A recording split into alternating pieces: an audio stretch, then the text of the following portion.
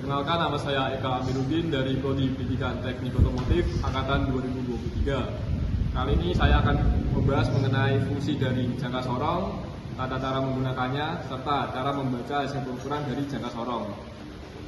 Yang pertama-tama mungkin bisa kita buka dulu jangka sorongnya.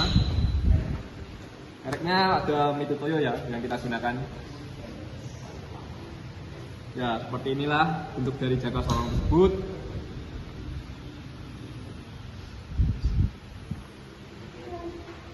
Nah, fungsi dari jangka sorong sendiri itu adalah untuk mengukur ketebalan, diameter, serta kedalaman dari suatu benda. Nah, untuk bagian-bagian dari jangka sorong sendiri kan ada banyak nih, seperti yang bisa kita lihat. Di sini ya teman-teman, di sini ada rahang bawah yang fungsinya untuk mengukur diameter luar. Di sini bisa digerakkan ya. Di sini ada rahang tetapnya. Di bagian ini ada rahang yang bisa kita geser ke kanan maupun ke kiri ya teman-teman. Setelah itu ada rahang atas. Rahang atas berfungsi untuk mengukur diameter dalam suatu benda. Berikutnya ada skala utama. Skala utama itu yang ini ya teman-teman. Nah, ini tuh skala utama dengan ketelitian 0,01 setiap satu stripnya di sini. Dan satuannya itu ada milimeter di sini untuk satuan dari skala utama. Berikutnya ada skala Nonius ya teman-teman. Skala Nonius di sini dengan ketelitian 0,05 mm dengan satu strip di sini bernilai 0,05. Jadi semisal di sini 0, berarti 0,5, 1, terus dan selanjutnya. Sini kan juga ada bagian skala pengukuran yang di atas teman-teman. Nah, buat skala pengukuran yang di atas tuh hampir sama seperti yang di bawah. Ada skala utama dan skala Nonius. Bedanya tuh di sini memakai inci. Bisa dilihat satuannya inci ya teman-teman. Di sini inci dan juga di sini inci. Buat ketelitian dari bagian atas ini ada 1/128. Tapi untuk yang biasanya kita gunakan tuh pakai yang bawah, yaitu yang pakai milimeter di sini. Biasanya sering kita gunakan untuk dalam pengukuran di bidang teknik lah, teknik otomotif sendiri. Seperti itu. Berikutnya ada ini pengunci. Pengunci ini berfungsi untuk mengunci hasil pengukuran. Misal kita sudah mengukur suatu komponen atau benda ya, kita tuh mengunci. Nah, di sini kan otomatis tidak bergerak kan skala pengukurannya dari jangka sorong tersebut, supaya kita tuh dapat membaca hasil pengukuran dengan akurat. Nah, tadi fungsinya dari jangka sorong sendiri kan untuk mengukur secara akurat ya, tapi ada yang lebih akurat teman-teman, yaitu ada mikrometer. Karena mikrometer sendiri tuh bisa mengukur dengan ketelitian 0,1 mm. Ini kan paling enggak 0,02 loh teman-teman. Jadi ada yang lebih akurat lagi, yaitu mikrometer. Terus bagian lainnya tuh ada tangkai kedalaman ya teman-teman. Nah, ini misalnya nih, ini namanya diprobe atau tangkai kedalaman. Fungsinya untuk mengukur kedalaman suatu benda. Berikutnya kita akan melakukan mencoba tata cara penggunaan dari jangka sorong sendiri ya. Di sini kita sudah ada bahannya, yaitu ada armatur dalam sistem starter. Nah, kita akan mengukur bagian ini gigi pinggangnya ya teman-teman. Buat cara penggunaannya dari jangka sorong sendiri kan sudah kita cek tuh kondisinya masih baik kan teman-teman. Nah, biasanya kan posisi awal kan terkunci teman-teman. Jadi kita buka dulu penguncinya, angka pertama ya. Dikit aja, nggak usah sampai longgar banget. Nah, itu kita geser jangka sorongnya sampai sesuai dengan ukuran yang kita akan ukur pada gigi pinggangnya. Setelah itu kita letakkan di pinnya, pastikan posisi dari pengukurannya tuh agak lurus ya teman-teman. Jadi kalau semisal gini kan, nah semisal gini tuh nggak boleh teman-teman. Kenapa? Karena hasilnya nanti pasti tidak akurat salah satunya. Jadi usahakan seperti ini ya teman-teman posisinya. Mungkin bisa dilihat seperti ini. Nah, setelah itu kan kita kunci hasil pengukurannya supaya nanti saat kita tarik hasil pengukurannya tidak berubah. Nah, itu kita ambil. Nah, setelah itu kita kunci hasil pengukurannya dan kita baca. Jadi seperti itu teman-teman.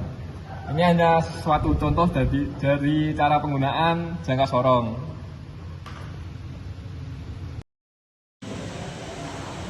Ya, berikutnya kita akan mengukur komponen pada CVT. Ya, ini saya bawakan CVT ya pada kumparan poli primer. Kita akan mengukur bagian slider. Slider itu yang ini ya teman-teman. Ini akan kita ukur. Cara pengukurannya sendiri tuh awalnya kan teman-teman jangka sorong tuh bentuknya tuh awalnya seperti ini. Posisinya tuh tertutup dan terkunci. Kita buka dulu kuncinya. Kita terus kemudian geser rahang gesernya sesuai dengan bidang yang akan kita ukur. Terus kita masukkan benda yang akan kita ukur. Ini ya teman-teman. Pastikan kunci skala pengukurannya. Setelah sudah kita lepas, kita lihat hasil pengukurannya teman-teman. Kan sudah terkunci kan. Nah, buat cara menghitungnya sendiri teman-teman. Kemarin kan ada skala utama dan ini skala non-newsnya teman-teman.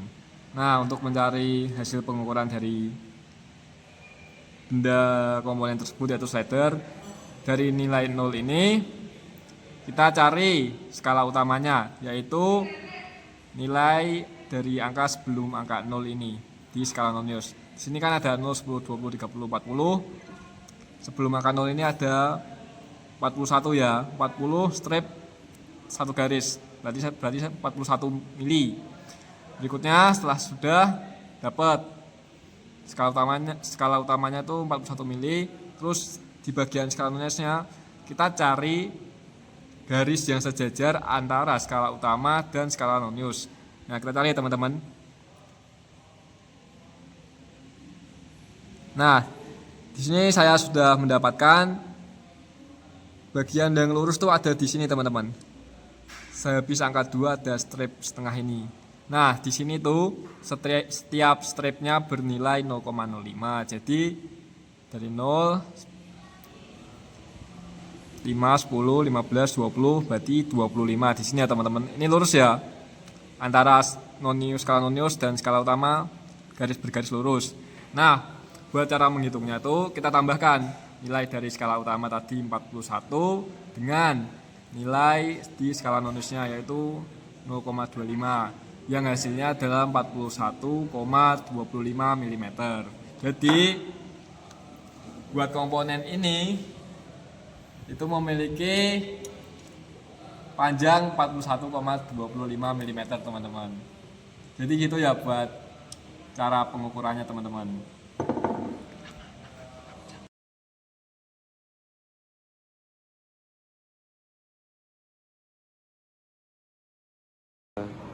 Ya, hari ini kita berada di lab chassis ya teman-teman.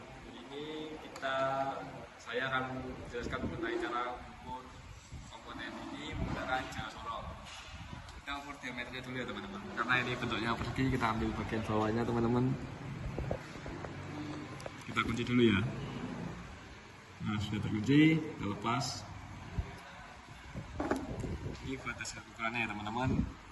Ini skala utamanya tuh di sini. Di sini menunjukkan angka 49 ya teman-teman. Soalnya itu sebelum angka 50. Jadi buat mencari skala utama itu mencari angka yang paling dekat dan sebelum angka 0 di skala non-newsnya. Di sini yang paling dekat dan sebelum angka 0 itu 49 ya teman-teman. Soalnya 50 itu udah melebihi angka 0. Itu berarti skala utamanya tuh 49. Terus kita mencari skala non-newsnya teman-teman. Skala non-newsnya tuh kita mencari nilai yang sejajar antara skala utama dan skala non-news. Di sini kita menggunakan skala 0,05. Jadi kita lihat dulu yang ya, mencari nilai yang sejajar ya tadi teman-teman itu di angka 3. Jadi ya teman-teman, antara skala utama dan skala non-news itu sejajar ya. Tidak ada ruang atau renggang sedikit. Itu yang paling sejajar tuh di nomor 3. Jadi kita menghitungnya itu dari sini 0, 5, 10, 15, 20, 25, 30 ya teman-teman. Jadi nanti terus kita tambahkan nilai dari skala utama tersebut dengan nilai skala non-newsnya. Jadi kan tadi 49 tambah 0,30, totalnya tuh 49,30 ya teman-teman. Jadi buat Diameter dari komponen ini, dari benda ini itu 49,30 mm. Jadi gitu teman-teman buat cara pengukuran.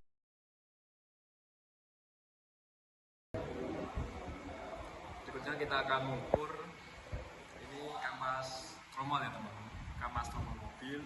Saya akan mengukur ketebalan kampas. Nah, di sini saya menggunakan jangka sorong juga ini. Ini merupakan tangkai kedalaman ya teman-teman. Ini ya bisa kita ukur menggunakan tangkai kedalaman. Nah, berikutnya kita ukur ya teman-teman. Saya pakai yang ini.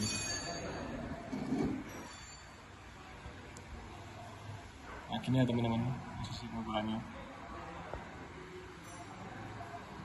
Nah, setelah sudah kita kunci, kita baca hasil pengukurannya teman-teman. Skala utamanya di sini menunjukkan mencari yang sejajar ya teman-teman. Sebelum angka 0 itu ada di 0,3 ya teman-teman, 3 mili teman-teman, 3 mili. Terus di skala nonisnya yang sejajar, nilai yang sejajar itu ada di